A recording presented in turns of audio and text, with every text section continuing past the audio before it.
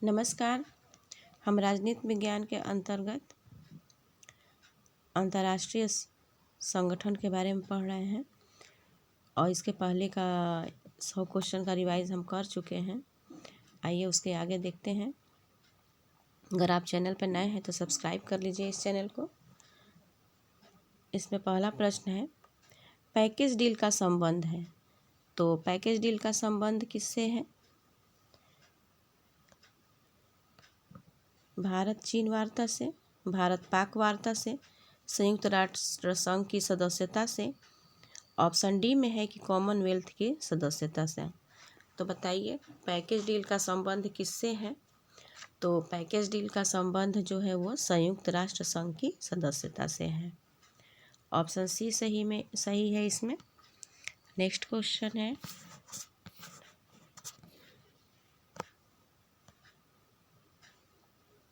संयुक्त राष्ट्र का कौन सा अंग 1994 से कार्यशील नहीं है? इसमें आपको बताना है कि संयुक्त राष्ट्र संघ का कौन सा अंग 1994 से कार्यशील नहीं है। तो वह है आर्थिक व सामाजिक परिषद, सचिवालय, महासभा या न्यासी परिषद।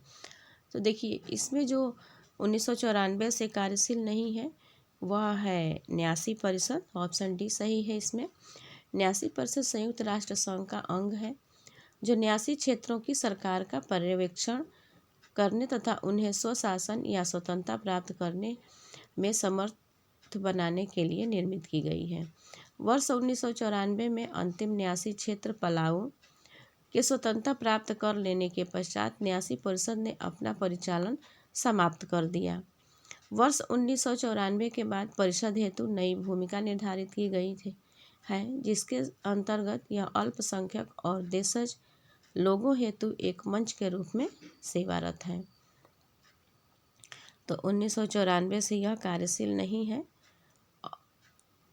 न्यासी परिषद। नेक्स्ट क्वेश्चन है,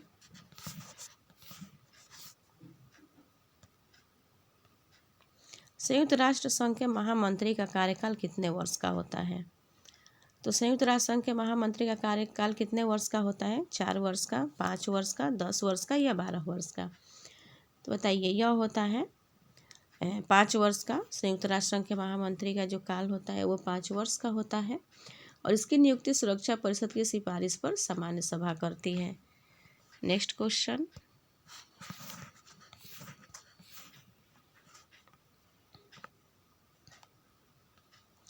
संयुक्त राष्ट्र महासभा के अध्यक्ष का कार्यकाल होता है। तो संयुक्त राष्ट्र महासभा के अध्यक्ष कार्यकाल होता है 6 माह का, 12 माह का, 60 माह का, 24 माह का। देखिए क्वेश्चन वही है लेकिन बस ऑप्शंस में थोड़ा सा चेंजिंग किया गया है। तो इसमें जो सही हो जाएगा वो होगा 60 माह का। संयुक्त राष्ट्र संघ के महासभा का अध्यक्ष महासचिव होता है जिसका कार्यकाल 5 वर्ष अर्थात 60 माह का होता है।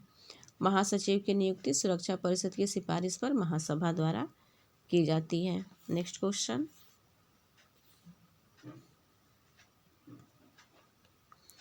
निम्न में से कौन सी शक्ति संतुलन स्थापित करने का साधन नहीं है? तो वह है मैत्री संधि एवं प्रतिमैत्री संधियाँ। ऑप्शन बी है सशक्तिकरण एवं निःशस्त्रीकरण। ऑप्शन सी है क्षतिपूर्ति। ऑप्शन डी है अहस्तक्षेप। तो इसमें जो सही नहीं है वो है ऑप्शन डी अहस्तक्षेप। अंतर्राष्ट्रीय राजनीति समीक्षकों ने मोटे तौर पर निम्न 6 ऐसे साधन बताए हैं जिनमें राष्ट्र शक्ति संतुलन स्थापित करते हैं। पहला है मैत्री संधियाँ एवं प्रतिमैत्री संधियाँ, सशक्तिकरण एवं निःशस्त्रीकरण, क्षतिपूर्ति, हस्तक्षेप, मध्यवर्ती राज्य तथा विभाजन और शासन। हस्तक्षेप शक्ति संतुलन स्थापित करने का साधन नहीं है। नेक्स्ट क्वेश्चन,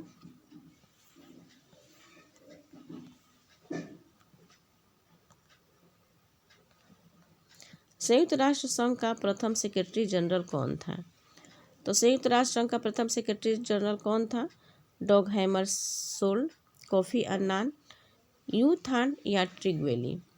तो देखिए संयुक्त राष्ट्र संघ का प्रथम सेक्रेटरी जनरल जो थे वो ट्रिगवेली थे।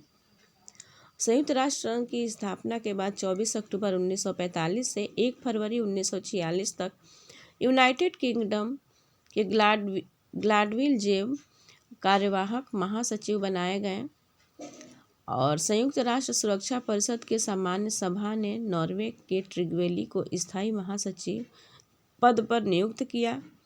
उन्होंने सफलतापूर्वक अपने 5 वर्ष का कार्यकाल पूरा किया और ये जो 1951 में नियुक्त प्राप्त किए, किंतु 1952 में अपने पद से त्यागपत्र दे दिया। वे संयुक्त राष्ट्र संघ के प्रथम महासचिव थे।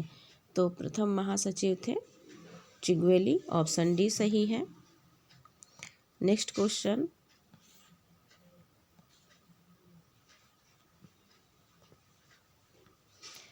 इनमें से कौन संयुक्त राष्ट्र संघ का प्रथम महासचिव था? तो अभी हमने देखा, पहले प्रश्न में भी आया था, तो ये ट्रिग्वेली थे। नेक्स्ट क्वेश्चन है, संयुक्त राष्ट्र संघ के पहले महासचिव तो ट्रिग्वेली। नेक्स्ट क्वेश्चन, संयुक्त राष्ट्र संघ की सामान्य सभा की सेक्रेटरी जनरल हैं, तो सेक्रेटरी जनरल हैं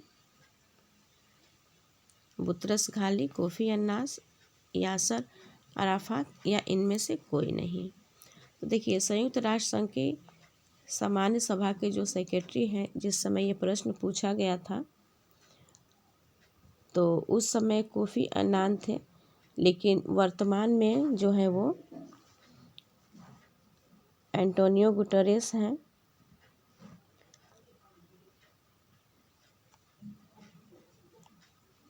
नेक्स्ट क्वेश्चन,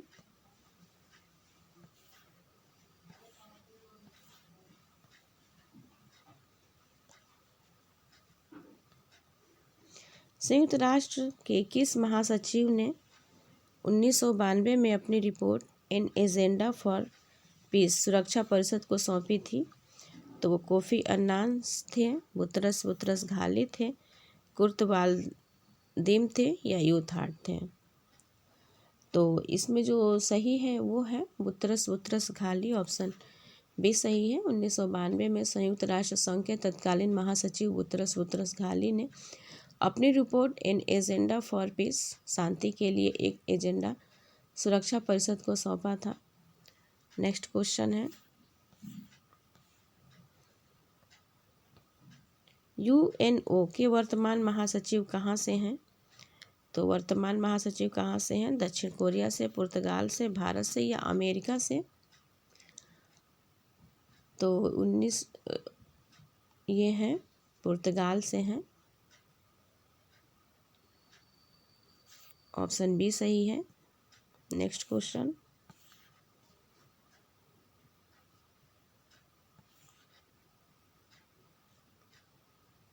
संयुक्त राष्ट्र संघ के वर्तमान महासचिव हैं, तो वर्तमान महासचिव जो हैं वो हैं, अभी हमने बताया कि एंटोनियो गुटेरेस हैं। नेक्स्ट क्वेश्चन, संयुक्त राष्ट्र संघ के निम्नांकित महासचिवों को उनकी नियुक्ति के क्रम व्यवस्थित करना है। तो यूथार्ड, कुर्त वाल्डहाइम, ट्रिग्वेली और डैग हैमरशोल्ड। तो देखिए, इसमें जो है ये ट्रिग्वेली जो हैं वो प्रथम थे 1946 से 1992 और यह नॉर्वे के थे। संयुक्त राष्ट्र संघ के प्रथम महासचिव थे ये। और डैग हैमरशोल्ड जो थे वो स्वीडन के थे और यह 1953 से 1961 तक थे, दूसरे थे ये। और यूथार्ड जो थे वो म्यांमार के थे, 1961 से 1971 तक, तीसरे थे ये। और कुर्द वाल्डहाइम जो थे वो ऑस्ट्रिया के थे और 1972 से 1981 और ये चतुर्थ महासचिव थे। तो इस हिसाब से जो ऑप्शन है 3, 4, 1 और 2, तो ऑप्शन सी सही हो जाएगा इसमें। नेक्स्ट क्वेश्चन,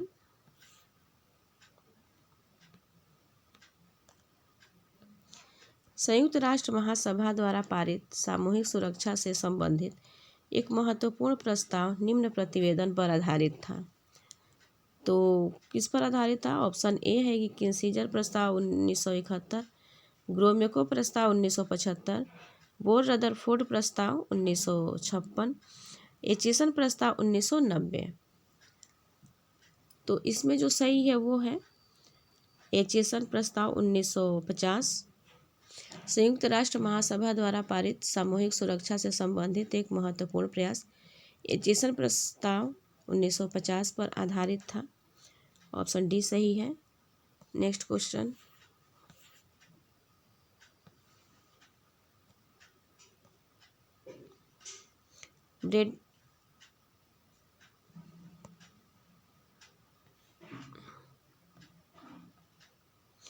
ब्रेडेन वुड्स समझौता द्वारा निम्नलिखित में से किस एजेंसी की स्थापना की गई?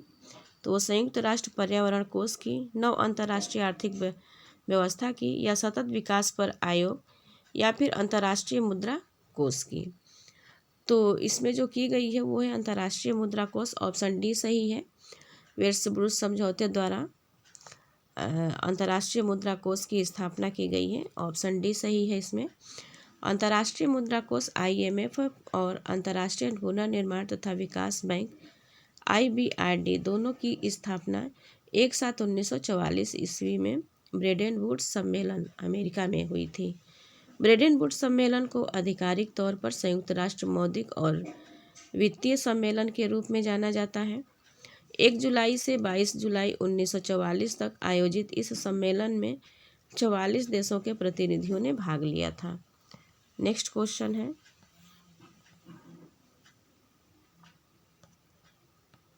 निम्नलिखित में से कौन गुटनिरपेक्ष आंदोलन से जुड़े थे? तो वो नेहरू थे, द गॉल थे, यासिर अराफात थे, या टिटो थे? तो वो थे ऑप्शन बी द गॉल। गुटनिरपेक्ष आंदोलन राष्ट्रों की एक अंतर्राष्ट्रीय संस्था है। जिन्होंने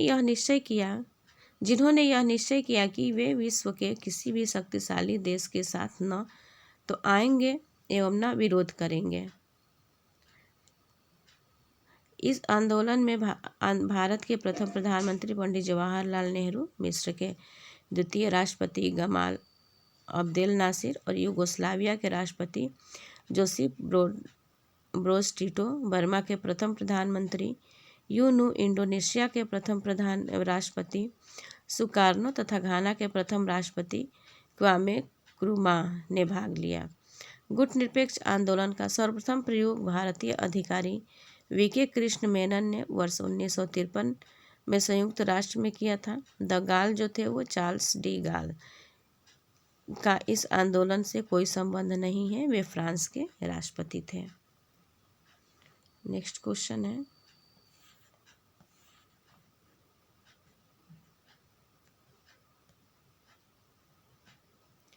निम्नलिखित में से नेताओं का कौन सा समूह गुटनिरपेक्ष आंदोलन के लिए जिम्मेदार है? तो कौन सा समूह गुटनिरपेक्ष आंदोलन के लिए जिम्मेदार है? तो वह है नेहरू और रूजवेल्ट, स्टालिन, इंदिरा गांधी और गोरबाचेव और कैनेडी, नेहरू, नासिर और टिटो, महात्मा गांधी, लिंकन और माओ। तो बताइए कौन सा गुटनिरपेक्ष के लिए जिम्मेदार है? तो इसमें वह है option C Nehru, Nasser, Tito. Option C जो है वो सही है। गुटनिरपेक्ष आंदोलन के जिम्मेदार है नेहरू, नासिर और टिटो। नेक्स्ट क्वेश्चन,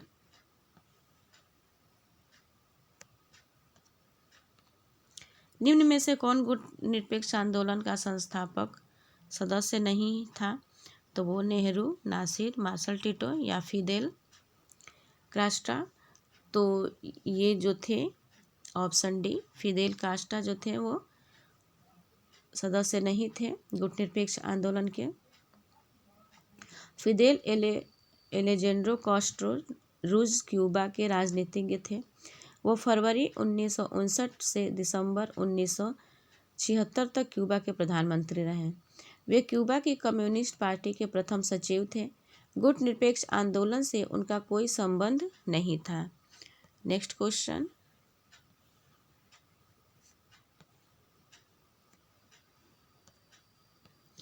निम्न में कौन निर्गुट आंदोलन का संस्थापक नहीं था?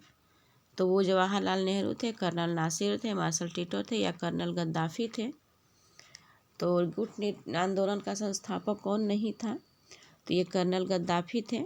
ऑप्शन डी सही है इसमें। मोहम्मद अल गद्दाफी सन 1969 में लीबिया के शासक बने। उन्हें कर्नल गद्दाफी के नाम से जाना जाता है। वे अरब देश से सबसे अधिक समय तक 42 वर्ष तक शासन करने वाले तानाशाह रहे। 20 अक्टूबर 1911 को उनकी हत्या कर दी गई। निर्गुट आंदोलन से इनका कोई वास्ता नहीं था। नेहरू, नासिर एवं टिटो निर्गुट के संस्थापक सदस्य थे। नेक्स्ट क्वेश्चन है, इनमें से कौन निर्गुट आंदोलन का संस्थापक नेता नहीं है, तो वो है Pandit Nehru, colonel Nasser, marshal Tito, colonel Gaddafi. तो यही है कर्नल गद्दाफी, पहले भी आया था क्वेश्चन। नेक्स्ट है, गुटनिरपेक्ष की नीति के प्रतिपादक थे। तो गुटनिरपेक्ष नीति के प्रतिपादक थे वो बाल गंगाधर तिलक थे, महात्मा गांधी थे, जवाहरलाल नेहरू थे या बी.आर. अम्बेडकर थे। तो वो थे इसमें जवाहरलाल नेहरू। गुटनिरपेक्ष नीति के प्रतिपादक जवाहरलाल नेहरू थे। ऑप्शन सी सही है। गुटनिरपेक्ष की विदेशिक नीति के प्रतिपादक जो है वो जवाहरलाल नेहरू थे। ये सितंबर 1961 के बेलग्रेड सम्मेलन में बोलते हुए नेहरू जी ने कहा था, हम इसे गुटनिरपेक्ष देशों का सम्मेलन कहते हैं। अब गुटनिरपेक्ष शब्द की विभिन्न रूप में व्याख्या की जा सकती है, परंतु मूलतः इनके अर्थ का प्रयोग विश्व की महाशक्तियों के गुटों से अलग रहने के लिए किया गया है। गुटनिरपेक्षता एक नकारात्मक अर्थ है, परंतु यदि आप इसे एक सकारात्मक अर्थ दें तो इसका आशय उन राष्ट्रों से है जो युद्ध के प्रयोजन, सैन्य गुटों, सैन्य संधियों और इसी प्रकार की अन्य बातों का विरोध करते हैं। इसलिए हम इससे दूर हैं और हम जिस रूप में भी हैं यह शांति के पक्ष को अपना समर्थन देना चाहते हैं। तो ये जवाहरलाल नेहरू जी ने कहा था 1961 में बेलग्रेड सम्मेलन में बोलते हुए। नेक्स्ट क्वेश्चन,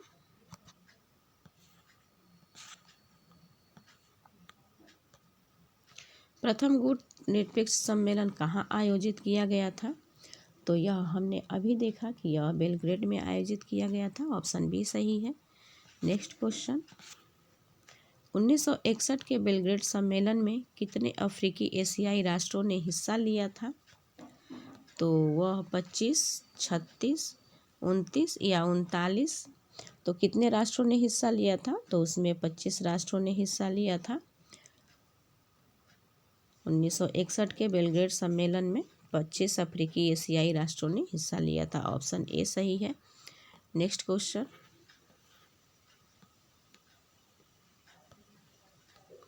गुटनिरपेक्ष आंदोलन के संस्थापक थे।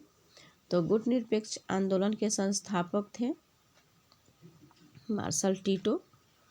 नेक्स्ट क्वेश्चन,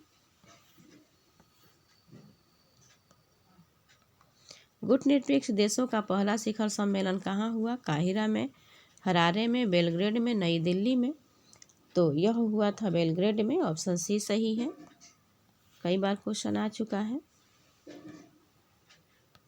गुटनिरपेक्ष देशों का पहला सम्मेलन कहाँ हुआ था, तो नई दिल्ली में, बेलग्रेड में, काहिरा में, जकार्ता में। तो यह अभी आया हुआ था क्वेश्चन, बेलग्रेड में।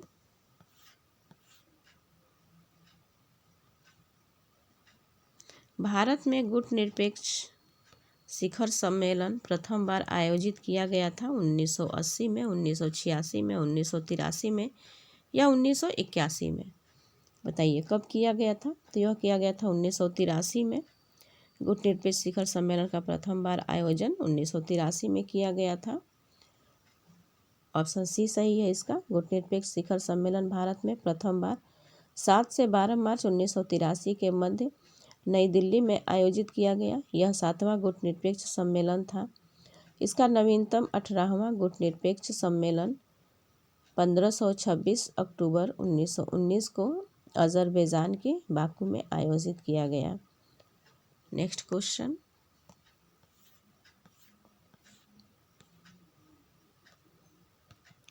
7वां गुटनिरपेक्ष सम्मेलन बैठक कहाँ पर आयोजित हुआ था? बीजिंग में, नई दिल्ली में, माले में, कोलंबो में।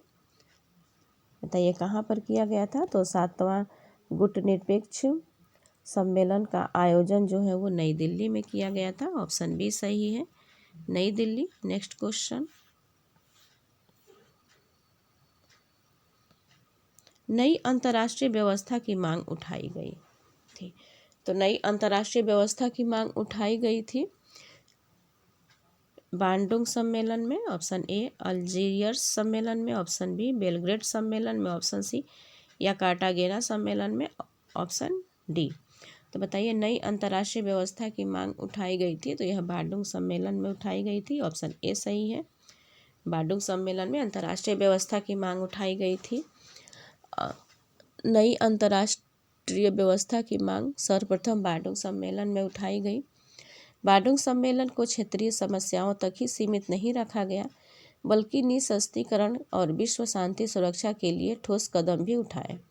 इस सम्मेलन में अफ्रीकी, एशियाई, यूरोपीय एवं लैटिन अमेरिका लोगों तथा विश्व व्यवस्था में उनकी इच्छित भूमिका के बीच खाई पाटने में पूर्ण सहयोग दिया।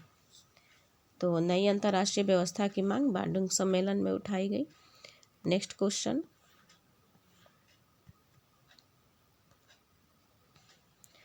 गुटनिरपेक्ष शिखर सम्मेलन क्रमशः निम्न नगरों में आयोजित हुए थे। तो इसका जो क्रम बताना है, तो गुटनिरपेक्ष शिखर, इसमें ऑप्शन ए लुसाका 1970 से, अल्जीरिया 1973, 70 से 73 लुसाका अल्जीरिया में यह आयोजित किए गए थे। ऑप्शन ए सही है इसमें। गुटनिरपेक्ष का तीसरा शिखर सम्मेलन 8 से 30 दिसंबर 1970 से जाम्बिया की राजधानी लुसाका में तथा चौथा शिखर सम्मेलन 5 से 9 सितंबर 1993 में अल्जीरिया की राजधानी अल्जियर्स नगर में आयोजित हुई थी।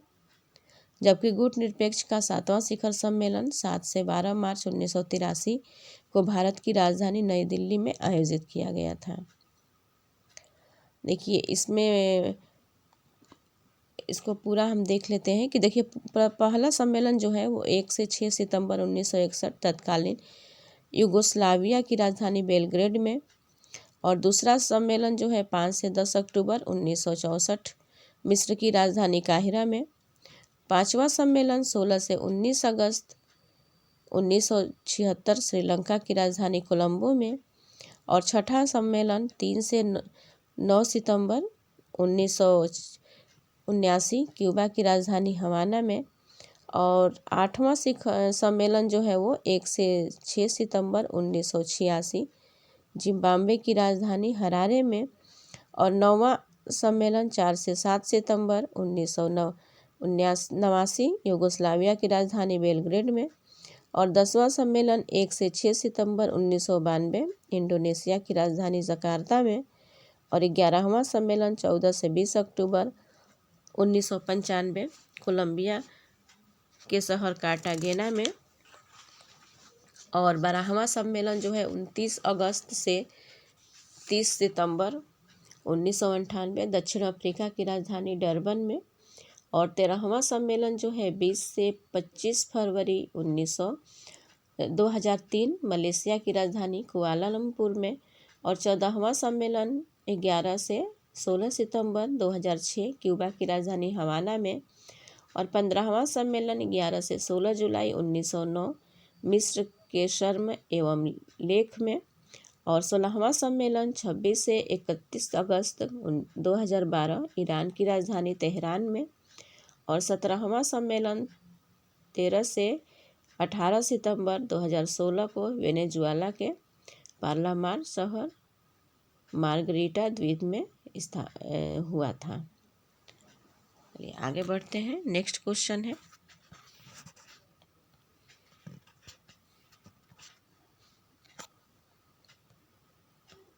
भारत में किस वर्ष चीन भ्रमण वर्ष नामित किया गया? भारत में किस वर्ष चीन भ्रमण वर्ष नामित किया गया? तो 2018 में, 2015 में, 2016 में, 2017 में। तो यह किया गया था 2016 में। ऑप्शन सी सही है। भारत चीन के मध्य वर्ष 2014 को पंचशील घोषणा की 60वीं वर्षगांठ पर वर्ष 2015 में चीन में इंडिया भ्रमण वर्ष तथा वर्ष 2016 में भारत में चीन भ्रमण वर्ष नामित किया गया। नेक्स्ट क्वेश्चन है,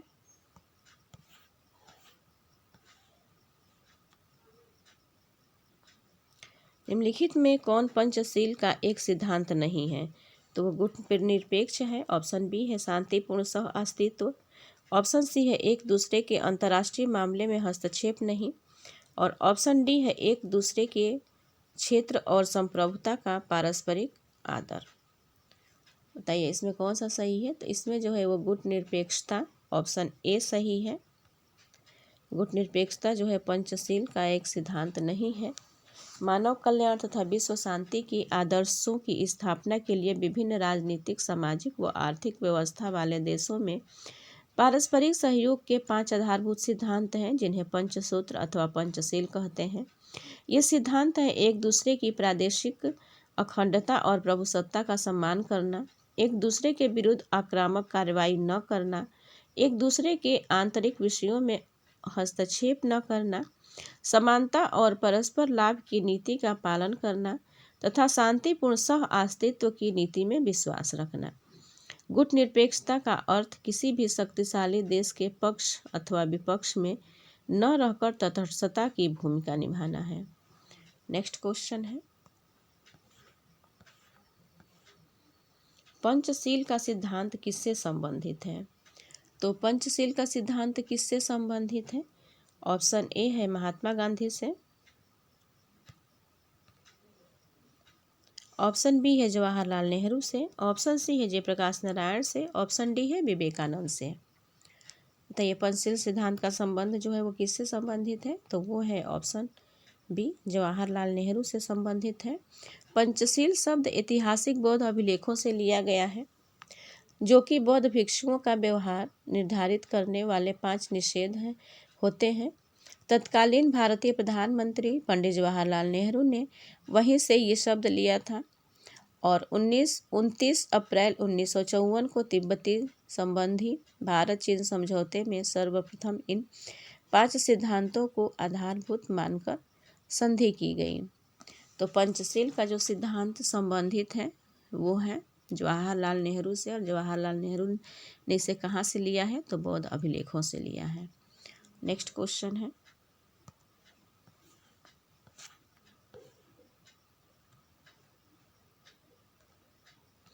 पंचशील की प्रस्तावना किसने दी? शास्त्री ने, इंदिरा गांधी ने, अंबेडकर ने, नेहरू ने। तो यह दिया है नेहरू ने। अभी हमने देखा कि अंतर्राष्ट्रीय स्तर पर पंचशील के सिद्धांत का प्रतिपादन सर्वप्रथम 29 अप्रैल 1954 को तिब्बत के संबंध में भारत और चीन के बीच हुए एक समझौते में किया गया था। 28 जून 1954 को चीन के प्रधानमंत्री चाउ एन लाई तथा भारत के प्रधानमंत्री नेहरू ने पंचशील में अपने विश्वासों को दोहराया। अप्रैल 1955 में बांडुंग सम्मेलन में इस पंचशील के सिद्धांतों को पुनः विस्तृत रूप दिया गया।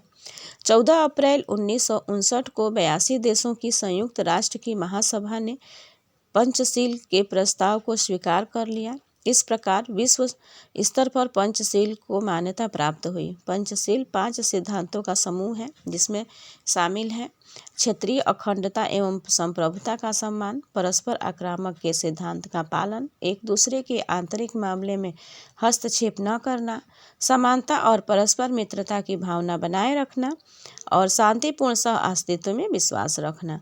ये पंचशील जो सिद्धांत हैं उसमें 5 सिद्धांत हैं ये। नेक्स्ट क्वेश्चन,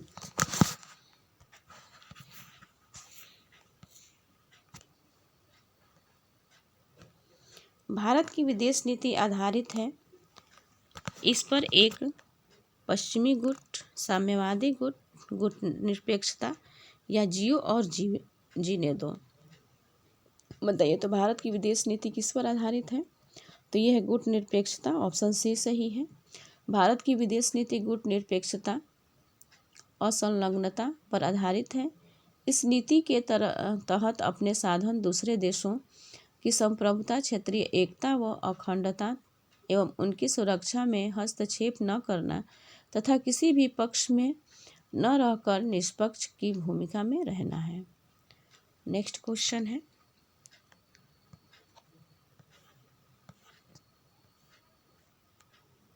भारतीय विदेश नीति आधारित है शक्ति संतुलन पर, असंलग्नता पर, सैन्य संलग्नता पर या आवश्यकता आधारित उपागम पर। तो इसमें जो सही कथन है वो है सैन्य संलग्नता, ऑप्शन सी सही है। सैन्य संलग्नता पर भारतीय विदेश नीति आधारित है। नेक्स्ट क्वेश्चन, भारतीय विदेश नीति का एक प्रमुख उद्देश्य नहीं है। तो भारतीय विदेश नीति का एक प्रमुख उद्देश्य नहीं है, कौन सा? अफ्रीकी एशियाई एकता, पड़ोसी देशों के मध्य शक्ति विस्तार, गुटनिरपेक्षता या निःशस्त्रीकरण। तो इसमें जो सही कथन है वो है ऑप्शन बी, पड़ोसी देशों के मध्य शक्ति विस्तार। पड़ोसी देशों के मध्य शक्ति विस्तार भारतीय विदेश नीति का प्रमुख उद्देश्य नहीं है। विकल्प में दिए गए शेष उद्देश्य भारतीय विदेश नीति में शामिल हैं।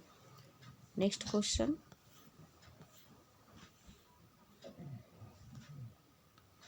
दक्षिण पूर्व एशियाई सहयोग संगठन आसियान का मुख्यालय स्थित है। तो इसमें बताना है आपको कि आसियान का मुख्यालय कहाँ स्थित है। तो वो है काठमांडू में, सिंगापुर में, बैंकॉक में या जकार्ता में। तो दक्षिण पूर्व एशियाई सहयोग संगठन आसियान का मुख्यालय जो है वो ऑप्शन डी जकार्ता में है। दक्षिण पूर्व एशियाई सहयोग संगठन 10 दक्षिण पूर्व एशियाई देशों का समूह है जो आपस में आर्थिक विकास और समृद्धि को बढ़ावा देने और क्षेत्र में शांति तथा स्थिरता कायम करने के लिए भी कार्य करते हैं। इसका मुख्यालय इंडोनेशिया की राजधानी जकार्ता में है। आसियान की स्थापना 8 अगस्त 1967 को थाईलैंड की राजधानी बैंकॉक में की गई थी। इसके संस्थापक सदस्य थाईलैंड, इंडोनेशिया, मलेशिया, फिलीपींस और सिंगापुर थे। 8 जनवरी 1984 को ब्रुनेई तथा 28 जुलाई 1995 को वियतनाम इसके सदस्य बने। लाओस और बर्मा, म्यांमार ने 23 जुलाई 1997 को इसकी सदस्यता ग्रहण की। कंबोडिया ने इसकी सदस्यता 30 अप्रैल 1999 को ग्रहण की। तो इसका जो मुख्यालय है वो जकार्ता में है आसियान का। नेक्स्ट क्वेश्चन,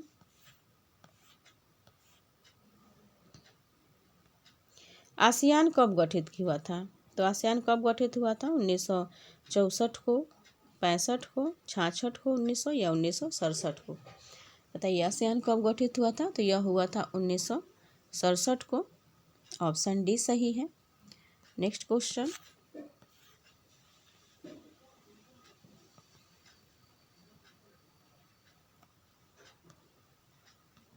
निम्नलिखित में से कौन सा देश आसियान का सदस्य नहीं है। तो म्यांमार, सिंगापुर, थाईलैंड, फिलीपींस। बताइए इसमें कौन सा देश सदस्य नहीं है। तो देखिए इसमें थाईलैंड, सिंगापुर और फिलीपींस आसियान के 5 संस्थापक सदस्यों में शामिल थे। म्यांमार को 1997 ईस्वी में आसियान का सदस्य बनाया गया। अतः इसमें जो विकल्प जितने दिए हैं वो कोई भी सही नहीं है। नेक्स्ट क्वेश्चन है, आसियान दक्षिण पूर्व एशिया के राज्यों का संगठन की स्थापना 1967 में हुई। इस संगठन का एक सदस्य है तो वो थाईलैंड है, ऑस्ट्रेलिया है, न्यूजीलैंड है या उपरोक्त में से कोई नहीं, ऑप्शन डी में है। तो देखिए इसमें जो सही कथन है वो है थाईलैंड, ऑप्शन ए सही है। थाईलैंड जो है वो इस संगठन का एक सदस्य है। थाईलैंड आसियान का सदस्य है। नेक्स्ट क्वेश्चन,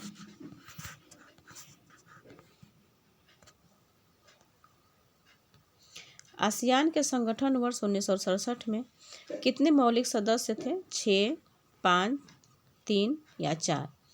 तो ये कितने मौलिक सदस्य थे? तो यह 5 थे, ऑप्शन बी सही है। आसियान के संगठन वर्ष 1967 में 5 मौलिक सदस्य थे। नेक्स्ट क्वेश्चन,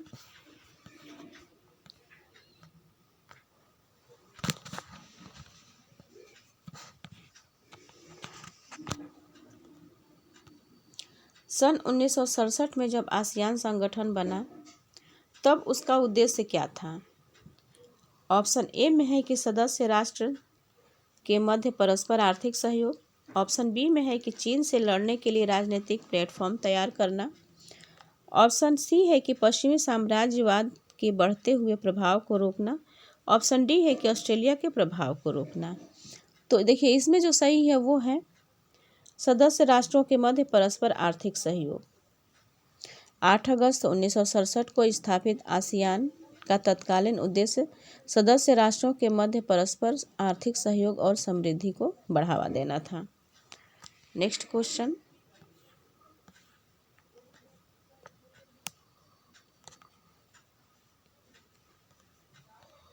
गतिविधियों के संदर्भ में दक्षिण सार्क की तुलना में निम्न में से किस संगठन को करना उचित नहीं होगा, बताइए। तो इसमें जो ऑप्शंस हैं वो है आसियान, ऑप्शन बी है यूरोपीय संघ, ऑप्शन सी है अफ्रीकी संघ या ऑप्शन डी है नाटो। बताइए इसमें कौन सा सही है। तो इसमें जो है वो है नाटो, ऑप्शन डी सही है।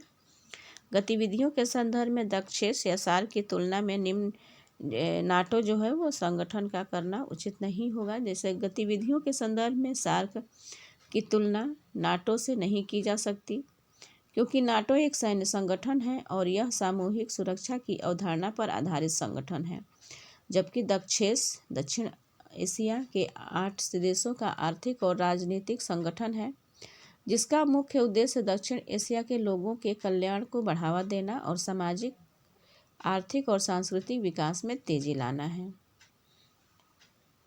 इसके बारे में हम थोड़ा सा जानेंगे कि दक्षिण की स्थापना जो है वो 8 दिसंबर 1985 को भारत, पाकिस्तान, बांग्लादेश, श्रीलंका, नेपाल, मालदीव और भूटान द्वारा की गई। अप्रैल 2007 में संघ के 14वें शिखर सम्मेलन में अफगानिस्तान इसका 8वां सदस्य बना और 1 मार्च 2020 के दक्षिण के महासचिव श्रीलंका के इशालारुवान वीराकुन है। नेक्स्ट क्वेश्चन है,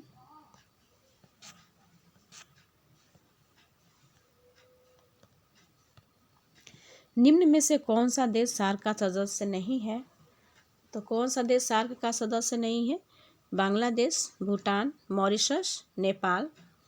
तो जो सार्क का सदस्य नहीं है वह है मॉरिशस, ऑप्शन सी सही है। मॉरिशस जो है वो सार्क का सदस्य नहीं है। नेक्स्ट क्वेश्चन,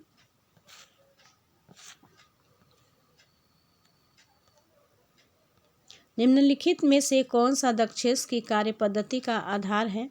तो वो है भारतीय दृष्टिकोण, ऑप्शन ए, बहुसदस्यों का दृष्टिकोण, ऑप्शन बी, आम सहमति, ऑप्शन सी, या 2/3 बहुमत, ऑप्शन डी। तो इसमें जो आम सहमति है वो दक्षिण के कार्य पद्धति का आधार है। दक्षिण अथवा दक्षिण एशियाई क्षेत्रीय संगठन की स्थापना 8 दिसंबर 1985 को ढाका, बांग्लादेश में की गई। वर्तमान में इसके 8 सदस्य देश हैं, जिसमें भारत, पाकिस्तान, बांग्लादेश, नेपाल, श्रीलंका, भूटान, मालदीव तथा अफगानिस्तान शामिल हैं। दक्षिण के चार्टर में आम सहमति के आधार पर निर्णय लेने की चर्चा की गई है। इस संगठन का मुख्यालय काठमांडू, नेपाल में स्थित है। नेक्स्ट क्वेश्चन है,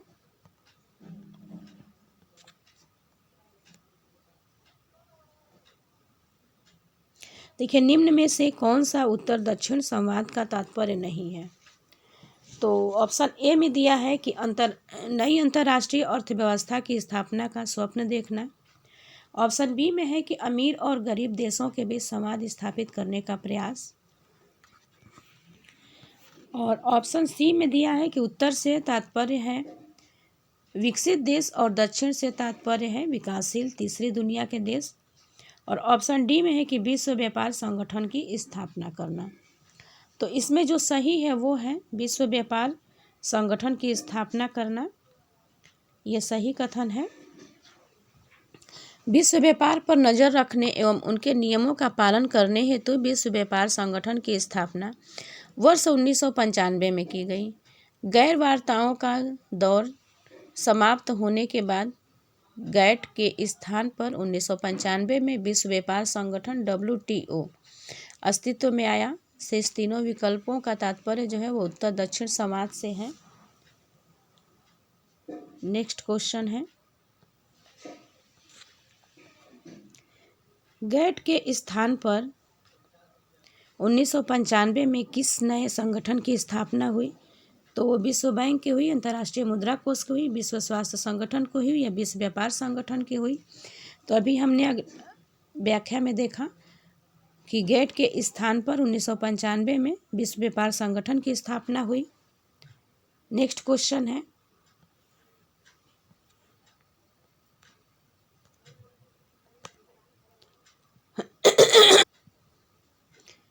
तो फ्रेंड्स आपको ये प्रश्न कैसे लगे